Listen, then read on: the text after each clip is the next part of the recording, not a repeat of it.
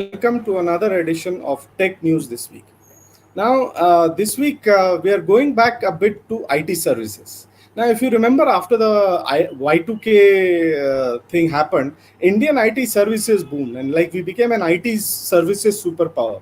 But if you see in 2020, there's not been much talk of IT services. All the talk has been around startups, collaborations, ed tech, products, apps, China ban, and all.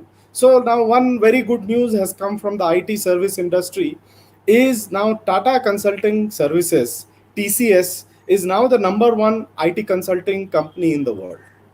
Right. So if you look at yesterday's market closing and if you look at the market cap, then TCS was valued at $144 billion, whereas Accenture was at $143 billion. Now it had beaten what you call Accenture in the past, but at that time IBM Services was bigger. But now finally TCS is now the largest IT services company in the world. Now, if you see Infosys, companies like Infosys, Wipro, and even Cognizant get more coverage, but TCS has been that giant which just chugs along and it keeps grow. It keeps growing. So it is no surprise that TCS is like the number one in the world.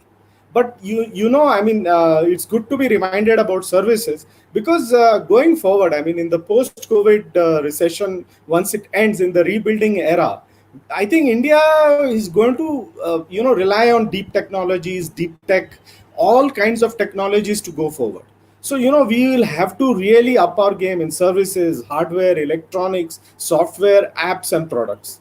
So I think even like this is good news for India, and I think Indian IT will continue to grow strong, and it could grow at the cost of IT in China, which is like huge. But China is also facing too many boycotts and trust issues. So this is the time when India can, like as they say, strike when the iron is hot. I think this is a time when India can actually challenge China. So, meanwhile, another interesting thing happens. If you look at Amazon, now Amazon is a retail giant. It's also a cloud giant in the form of Amazon Web Services (AWS). But there's another thing which it is a giant in. It is a logistics giant. In fact, in logistics, it is challenging FedEx and DHS. And Amazon is planning to be like the one of the biggest logistics players in the world, and it's planning to have a global ecosystem, which will be unrivaled by anyone. So in that latest, it has custom made an electric delivery vehicle. Now like electric vehicles are the future, and if you look at this particular vehicle, it goes 240 kilometers on one charge. It is Alexa integrated, of course. It has to be Alexa integrated, and it comes with a 360-degree view for the driver. Thanks to it has a lot of external cameras. So that's there. Now Amazon has announced in a very humorous manner that it has a dance floor inside. Now, what they mean is now there's not an actual dance floor, but it shows how spacious it is. Now they are planning to hit the road in 2021. Now here's the thing: they're saying there will be such 10,000 delivery vehicles in 2022, and their target is 100,000 in 2030. So this is what I mean when it says it's being a logistics giant. It is estimated that they don't release figures, but they have around 70 planes. Prime Air, their air cargo has 70 planes, and they're also betting big on drones and things like driverless cars. So meanwhile, Elon Musk continues having a good year. I mean, if you look at the COVID crisis, there some people have fallen and some people are doing really well. Now Tesla has, if you look at the 3 quarters of 2020, then Tesla has sold 330,000 vehicles. Now that is unprecedented for an electric vehicle company. So in the remaining quarter, Elon Musk has upped the target and he wants to sell 170,000 vehicles. So if you do the math, then they want 500,000.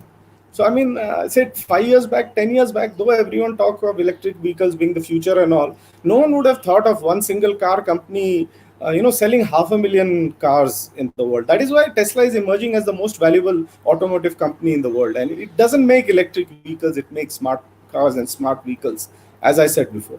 However, there's some slight change here. While others are shunning China, Tesla is not shunning China. They have a huge giga factory in Shanghai, and they are looking to that for the future. And also, it's just not Tesla; even SpaceX is doing well. So SpaceX has announced that their calendar of launches is full, and for the next 14 months they will have at least one SpaceX spaceship in space. SpaceX has also been awarded a contract for to develop US missile tracking satellite network. Meanwhile, its Starlink project continues. I had said in previous episodes that Starlink is going to give you internet, satellite internet service, and they have launched in the range of thousand, and they're planning to launch tens of thousands ultimately. So this week they have launched 60 more satellites. So Elon Musk continues to be having a good year. Now, if you remember that in the Future Group was selling its retail, wholesale, logistics, warehouse, and where entire business to Reliance Retail for 3.4 billion. The most popular component of that is Big Bazaar. Now, Amazon has sent a legal notice to Future Group saying that this breaches its terms when it acquired 49% in Future coupons. So it remains lot of deals, mergers, acquisitions, talks are happening. Let's see how that pans out. Now, if you remember, also we had talked that we had become the second largest mobile phone manufacturer in the world. So obviously now we are targeting to be number one. It'll be tough to be that, but we are targeting. So 16 firms have become part of a $6.6 billion incentive scheme by the government of India to boost domestic mobile production, and that includes Samsung and three of Apple's partners. Then in another big news, if you remember, IBM used to be a big giant, and now it's not. It's neither in the FANG companies, neither is it managing to even stand up to Microsoft, because in the 2010s, a lot of people felt it had missed the cloud. So IBM always got it right in terms of in terms of the mainframe, in terms of desktop, in terms of services, but it missed the cloud bus. But they're trying to rectify that. IBM plans to spin off its infrastructure services as a separate business. So now the focus will be on cloud. So so IBM could be back as it is. Cloud players, Amazon Web Services, Azure, and all. You need to be a big cloud player to going forward. Then also, like last time's cover story was problems with Google Store and Apple Store. So that action is in that also. So first of all, Indian startups have stepped up. They're trying to have a parallel Play Store. Google has delayed its mandating Play billing policy to April 2022. So we have the players there have a breather since then. Even Microsoft has announced new App Store principles to take on Google and Apple.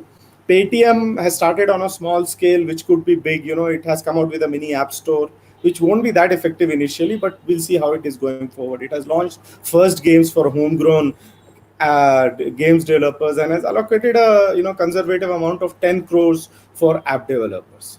In fact, South Korea is also looking at antitrust proceedings against Google Play Store. So as I said, all the governments are looking at it. Finally, Google is also, everybody's into self-driving cars. It's not just Tesla and Amazon. Even Google is planning. They have something called Waymo, which is a self-driving project.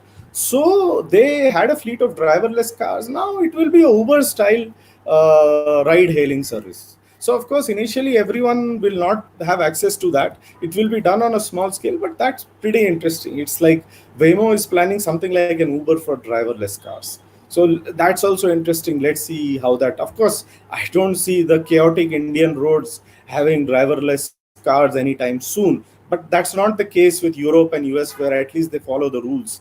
And driverless cars have a scope there. So let's see how the post-COVID world pans out. And on that note, I'll end this edition. And goodbye, and everyone have a great weekend.